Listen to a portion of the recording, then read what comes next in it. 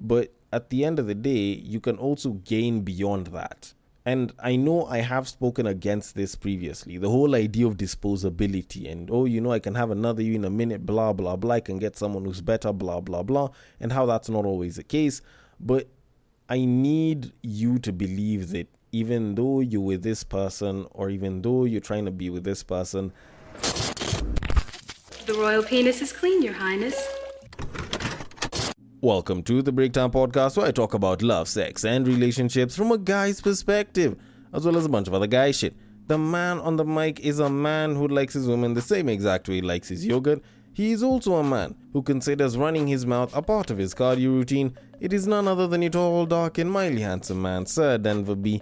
I am here to discuss matters that involve stress, because I'm about to talk about something that causes some stress to men, or at least to some men, and I'm also supposed to talk about how some things should make men's lives a little bit more stress-free.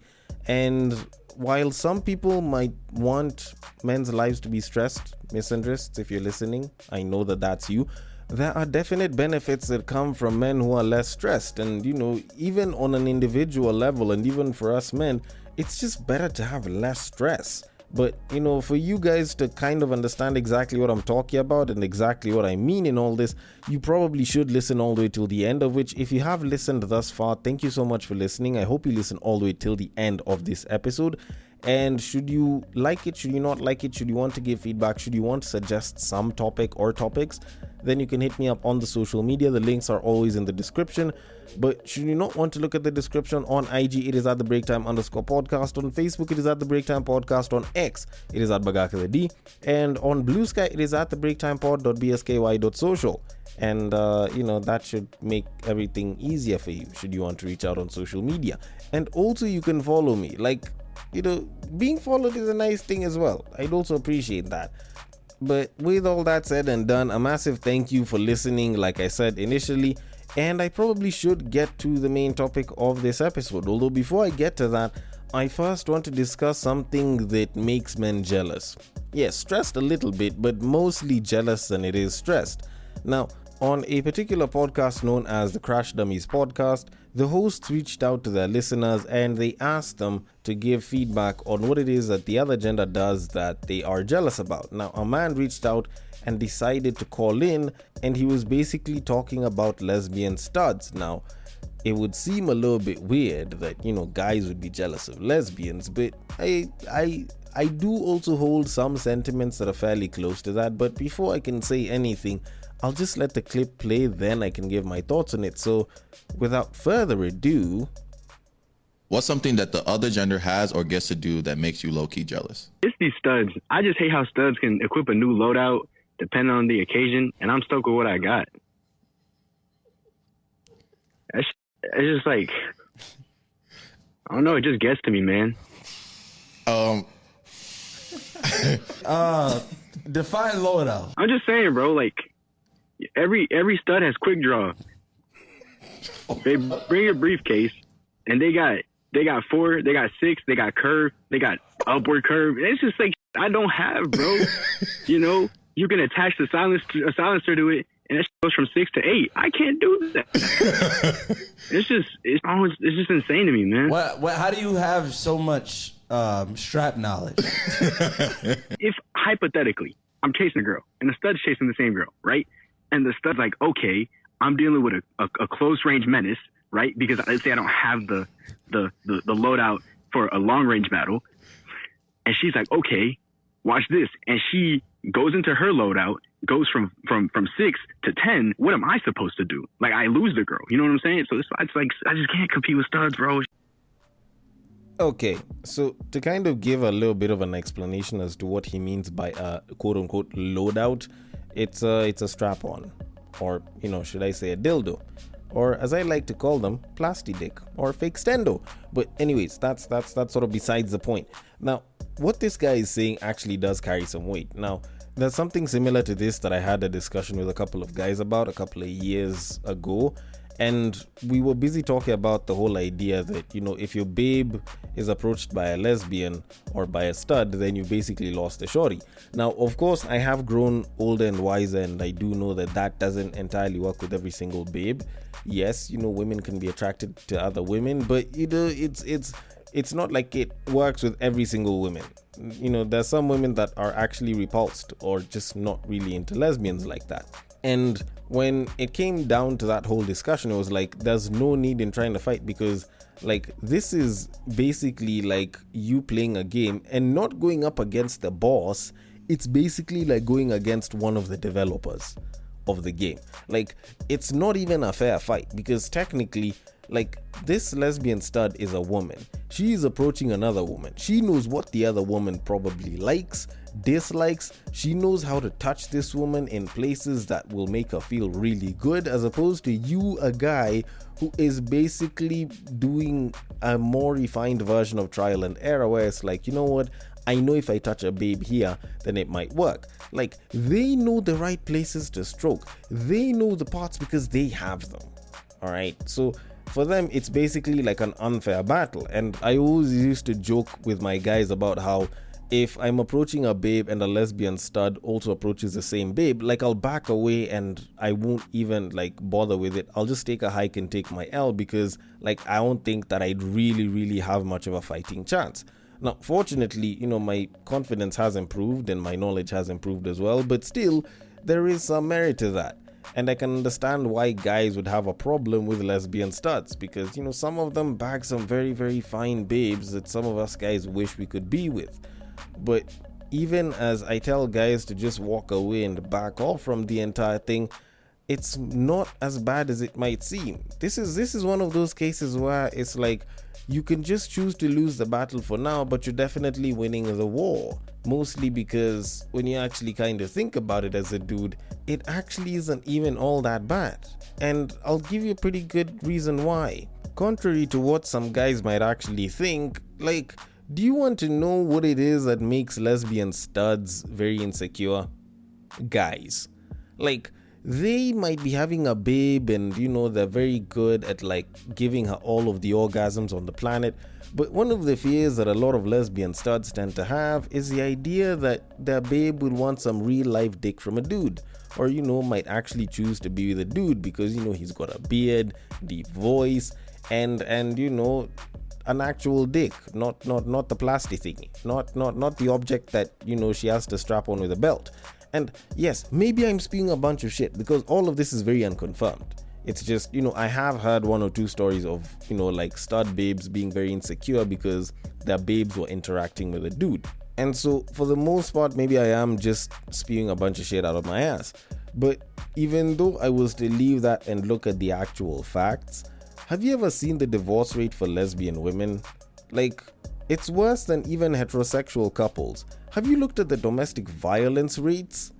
They're worse, and it's by quite the margin. Which is kind of why I kind of came up with this whole idea that, in a lot of relationships, the problem isn't even the man, it's the woman. Because, look at gay couples. They don't have as many cases of domestic violence. They have some of the lowest. Lesbians have some of the highest. That should definitely tell you something. But then again, women do actually fall a lot higher in non-reciprocal domestic violence as opposed to men. But, that's sort of kind of neither here nor there. But all in all, what I'm trying to tell the fellas is, if you ever feel like there's a lesbian stud that might bring competition to you, it's not as bad as you might think. All I'm saying is, there's a pretty good chance that if your babe is straight, she's not going to suddenly turn lesbian. And even though she might enjoy experiences with women, whether or not she'd want to admit it, dick is inevitable. She might enjoy a strap-on, but real life dick just can't be replaced. But then again, maybe that's just me, and maybe I'm just spewing a bunch of BS, so I'm going to leave it at that and move it on to our main topic of this episode. Now, not too long ago, I was kind of thinking about the different ways that men can become better, and a lot of the things that actually do make men not perform as great are very related to stress. You can talk about things like, like lack of confidence and shit, but a lot of things are very, very tied to stress. So when I stumbled across this very interesting Reddit post, which was basically asking for advice from other men to other men in Kenya on how to live a stress-free life, I kind of just felt compelled to kind of pick it and kind of run with it. And when I read the post, I figured this is something that we definitely should talk about. Now, I am going to read it so that I can get into my thoughts on the entire thing, because I believe that there are some ideas that are good and there are some that are bad. And I am going to discuss that a little bit, plus give a couple of my own tips.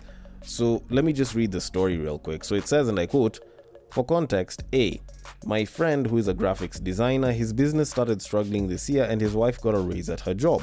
After 5 months, she started coming home at 1 to 2 a.m. and now their marriage is over. Context B, my nduthi friend who delivers me bottled water took his wife for a university course and she got a good job immediately after graduating. She left him after 2 months. He is now a habitual drunkard. Context C, the wife of a friend of mine has been buying and developing properties without her husband's knowledge, and yet the husband always involves the wife in all of his projects. So to the men, and the ladies keep out, what can you advise other men in Kenya on how to live a stress-free life? Let me start. 1. Ladies say they can't date broke men, so as a man, don't date a broke lady. Make sure she has a good job and earns a decent income, otherwise she will only leech from you and leave you once your fortune changes." End quote. Okay, now I usually sympathize with a lot of the guys that go through experiences like this, where you're with a babe, you try to help her up, and then when it's her turn, or like when you're going through some tough times, all of a sudden it's like you just don't meet the grain and she suddenly drops you, or she now suddenly wants to leave or starts to disrespect you. Like, I really hate it when a lot of women do that. Of course, there is a flip side to it and there's men that do some shit as well, but like in this particular case, I hear a lot of stories like this where whenever a babe starts to make a bunch of extra cash, it's like the guy now suddenly doesn't have as much use. And unfortunately, while I can talk all the live long day about all of this, there's never really going to be a guarantee that you won't end up in a situation like this. But all we can hope for the most part, is that you don't. And I'm also hoping that for the guys listening, that you don't attract women with such behaviors. But anyways, with all of that said, looking at the first point that he brought in on how to live a stress-free life as a man, and not dating broke babes. Okay, can I agree with it maybe to a certain degree? Like, of course, there's always been that statement that people have used of like, you'll never really know a man up until you give him a bunch of money. And I think the statement is the same with women. Like, you find that a lot of women tend to change quite a bit the moment they get a bunch of money.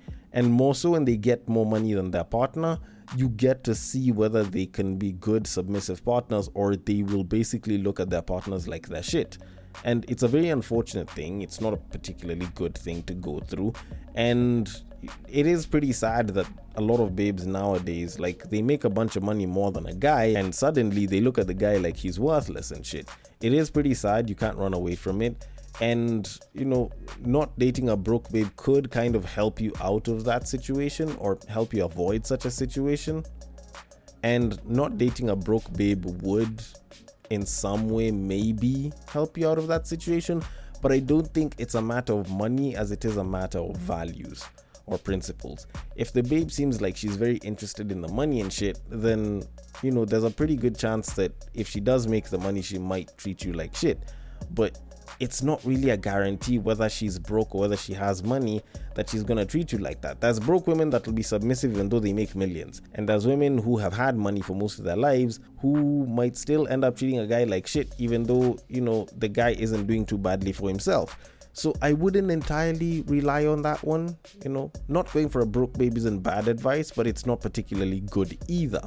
What I do instead of saying, don't approach X and Y women, because I can't really determine who's the best woman for which guy, is probably give advice, or at least give pointers and tips that can help a guy that aren't necessarily related to their external world. Stuff that they can basically do on their own or for themselves that can help them live a more stress-free life, because I feel like that's a little bit more actionable, as opposed to, not that that point is bad, but it doesn't particularly serve as great advice for a lot of people. So I am going to give my points, and it's not like my points are for like married men, which is why I didn't give the disclaimer or anything, or even for men in relationships. This is for men in general, and even for the women that are listening, this advice can help you as well, because a lot of the advice that I'm about to give is more or less something that I guess works universally quite well. So the first one is upping your confidence. And interestingly enough, like, if you can get this first tip right, I believe that all the others become a hell of a lot easier to do and actually even become possible. So like the first one, which is upping your confidence, I don't mean just up your confidence like, just wake up and up it. I mean through both the small ways and the big ways. A lot of times nowadays you'll hear women busy talking about celebrating the small wins and the big wins, and I agree, it is a very good way to up your confidence as a person, regardless of gender. It's just that I don't think guys ever really celebrate the small wins just as much as the big wins. But even before you can get to that, like, there's certain small things that you need to do in your life as a guy that can help you quite a bit. So small wins like working out, going to the gym, or even doing a bunch of workouts at home. And provided you're consistent, provided that you are doing some sort of movement that burns calories for a certain period of time, I think you can get some particularly good results. Also, provided that your nutrition and, what you consume isn't too calorie dense, I think you can get some particularly good results. And the better you look, the better you feel. And it's something that everyone across the board, regardless of male or female, usually attests to being true. Like, the moment you start looking better, like physically, you start feeling better and more confident as a person. Then on top of that, you need to dress better. Like, really. Now, unfortunately, or fortunately for some people, with the whole advent of like the tech billionaires thing, like, it's like people stop trying to like properly dress up and like dress well and official, and it's like most people nowadays will do like a t-shirt and sweatpants or like a t-shirt and jeans, and they think that that's fairly okay. Honestly, I feel like for you as a guy, if you want to up your confidence, dress well, get good fitted clothing, because fitted clothing is more the current trend of people right now, as opposed to oversized or like super skinny clothing. Just go and get good fitted clothing. You can get some chinos or some casual pants, and whether you're getting a polo, whether you're getting a t-shirt, whatever it is that you're going to wear, you basically just dress it well and you make it look good on your body, and you will feel 5 times more confident, I guarantee you. If you don't know how to do that, if you have zero idea on how to pull that off, I'll give you the secret that a lot of women use: Pinterest. Go and get the Pinterest app, or just hop on to Pinterest, go and type out the clothes that you have in your wardrobe, and there's a very good chance that you will see very well styled clothing, or at least very well styled outfits based on a lot of the clothing that you have. And from there, you can have a pretty good idea on what to wear for what occasion, and how to dress and style up certain bits of clothing, how to layer up, and so on and so forth. And when you start doing that, you look good, yes, and maybe you don't want to look good for everyone else, but looking good for everyone else and looking good for yourself is kind of something that goes hand in hand. So whether you're really into it, if you just want to look good for yourself to up your confidence, it'll work for you. And guess what? Other people might also praise you for looking good as well.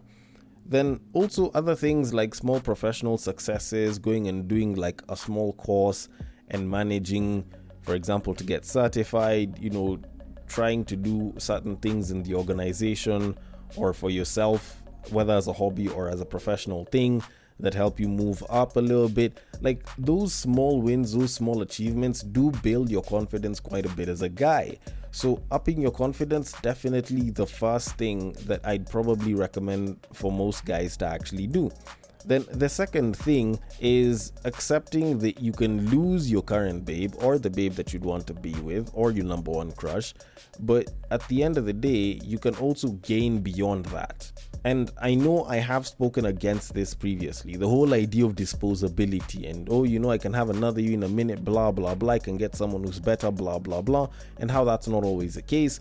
But I need you to believe that even though you're with this person, or even though you're trying to be with this person, that may seem like an end-all be-all, like they feel like they're the ideal person or they are the love of your life, you need to accept the fact that there is a possibility you could lose them, but even though you could lose them, you could possibly even gain by getting someone that's better, or you could end up with someone that is just good for you as opposed to even being better, because sometimes good for you is the better option. And it doesn't necessarily mean that you have to put all of your happiness in this one person. It helps free you in a sense, and that actually does make it very, very beneficial. It also prevents you from being taken advantage of or even being disrespected. Like being taken advantage of, sometimes it can happen under your nose, but being disrespected, like that's something that you're not supposed to take as a guy. Like respect is paramount for us as men. So if you're going to allow your partner to disrespect you because you don't want to lose them, then it opens you up to a whole load of other problems beyond just the disrespect.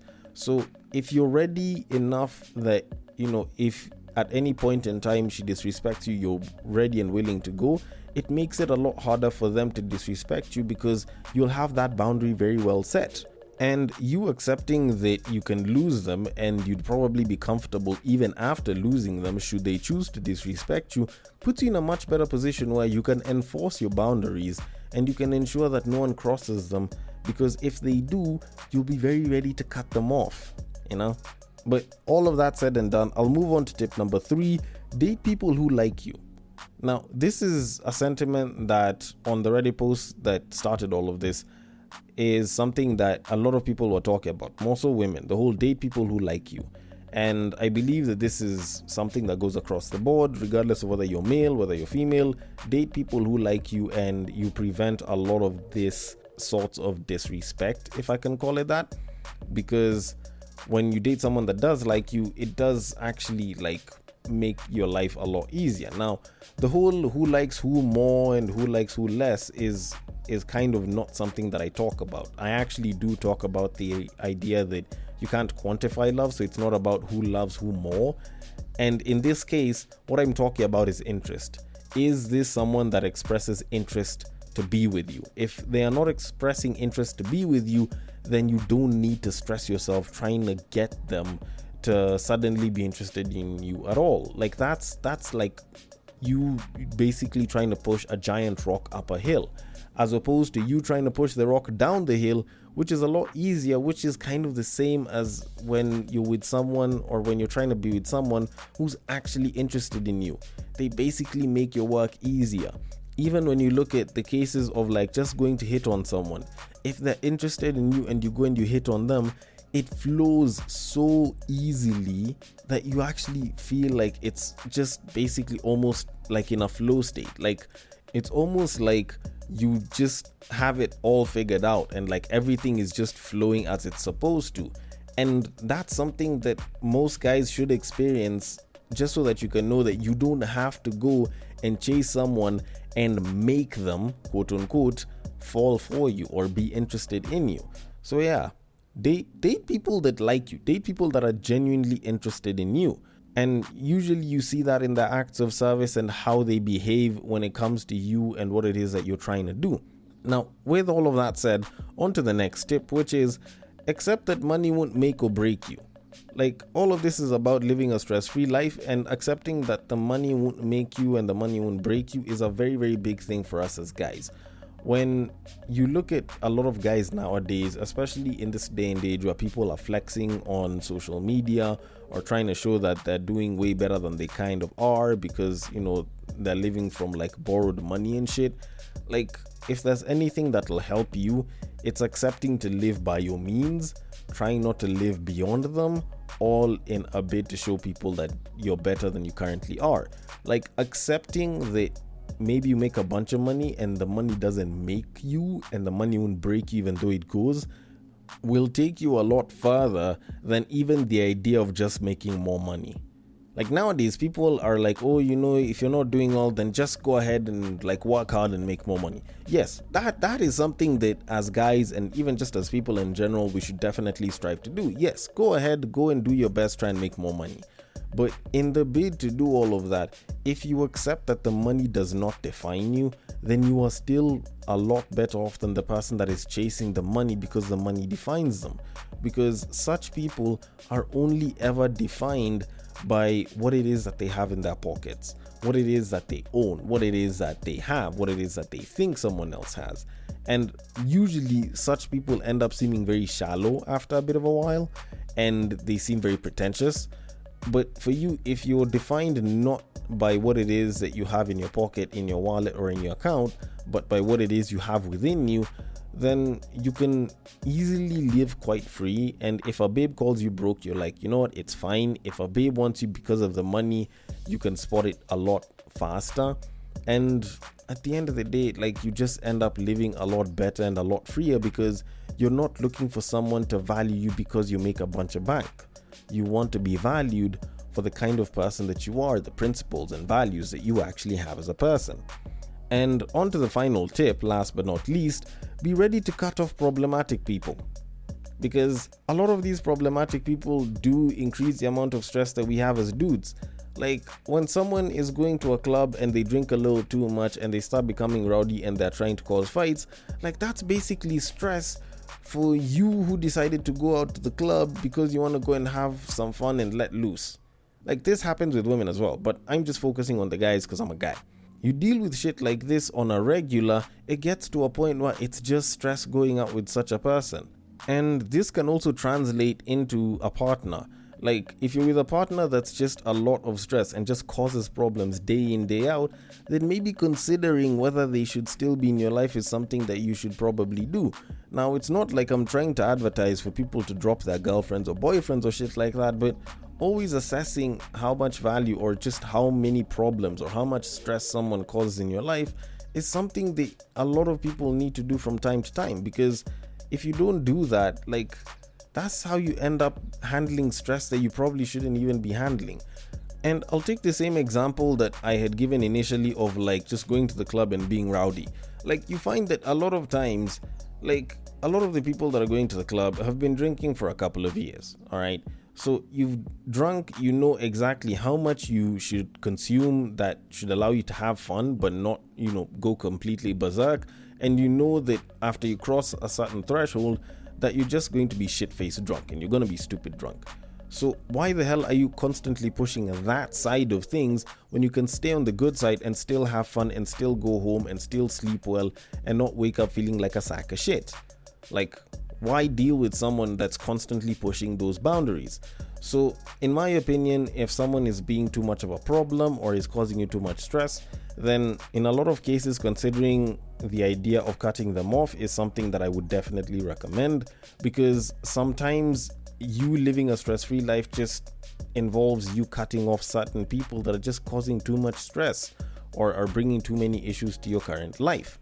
And to kind of conclude all of this, you find that a lot of the men who are less stressed just end up being more confident as individuals. Not unless if they're running away from responsibilities and problems, more often than not, you find that they are generally just more confident individuals, and a lot of that confidence comes from the fact that they're not being stressed by too many things.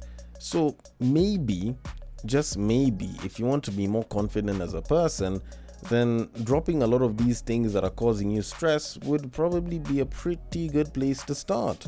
Because a confident man is a man less stressed, and if you get there, you'll probably watch most of those issues fade away. Although, then again, I could be wrong about that, or I could be right about that. Either way, I want your thoughts on it. The DMs are open. On IG, it is at the Breaktime_podcast. On Facebook, it is at the Breaktime Podcast. On X, it is at Bagaka the D. And on Bluesky, it is at the breaktimepod.bsky.social. Thank you so much for listening all the way till the end, and I will catch you guys on the next break. But what I believe is that if you put a pastor and a prostitute in one room, one is likely to convert the other.